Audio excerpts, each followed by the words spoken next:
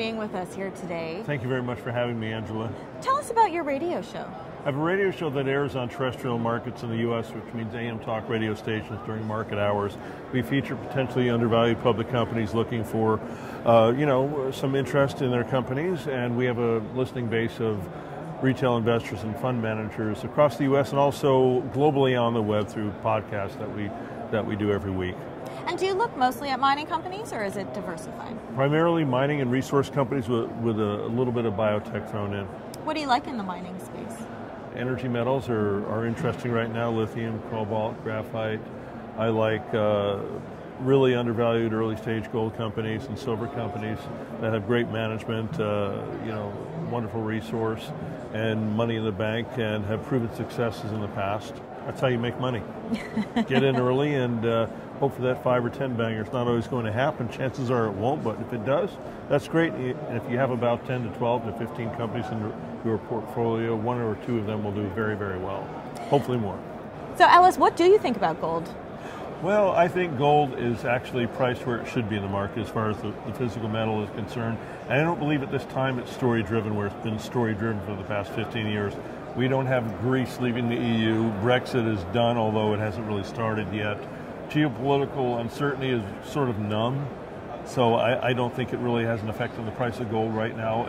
It would seem in the U.S., although on the panel the other day that I hosted, some disagree, that the economy is doing very, very well. We have job performance really, really high and a 17-year low in unemployment. So there's really no reason for gold to move up. It's great where it's at $1,250. A lot of the producers and the explorers would like to see it higher. It may happen, but also since not very many people globally are interested in gold at the moment, it's the perfect spot to jump in if you're not in, because anything at any time can drive it up, and then as an investor, you're doing very well.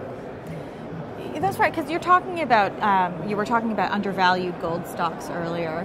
Given that the prices of gold have risen recently, do you feel that these stocks are fairly valued at the moment, or? No, I don't. Right. Compared to the price of gold, I think the equities are very, very, very low.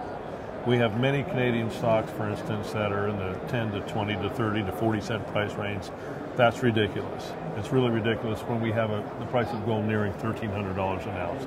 At some point, that's going to change. And then the gold to silver ratio is huge. There's a lot more upside potentially in silver. Silver has much more industrial use than it does as a speculative issue. So that's positioned also to rise. And there's a lot of great projects right now in Latin America, in North America, around the world, where at any time they may show some very, very nice results, and they have in the past.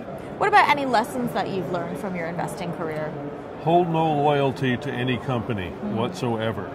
In other words, I've met a lot of the people that I invest in their companies, and we've developed friendships and relationships.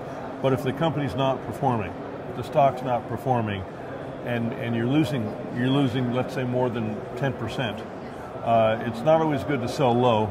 Sell either at a high or near a high, or get out.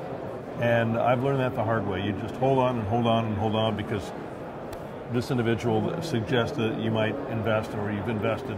Hold no loyalties whatsoever. Ellis, where can our viewers go to learn more about you? To my website, ellismartinreport.com. We're also downloadable on iTunes, TuneIn Radio, and the Stitcher apps.